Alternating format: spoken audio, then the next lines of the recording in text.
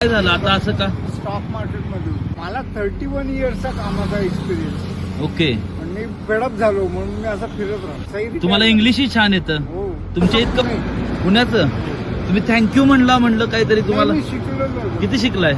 BCom. BCom. काय करत होता जॉब वगैरे? मुंबईत होतो मी. मग काय झालं आता असं का? स्टॉक मार्केट मध्ये.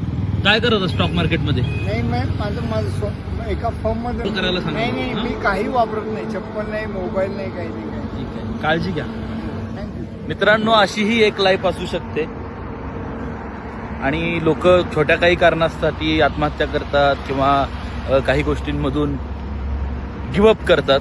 ठीक आहे, ऍक्सेप्ट केलंय आणि त्यांनी ते लाईफ आता हे केलंय, म्हणजे असं काही नाही, शिक्षण आहे, सगळं आहे, पण ते योग्य आहे अयोग्य आहे त्यांच्या दृष्टीने त्यांना माहित. It's okay.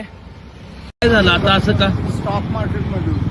काल तुम्ही सगळ्यांनी हा व्हिडिओ पाहिला आणि आपण सगळ्यांनी दिलेल्या प्रतिसादामुळं त्या व्यक्तीच्या काही रिलेटिव्हशी माझा कॉन्टॅक्ट झाला.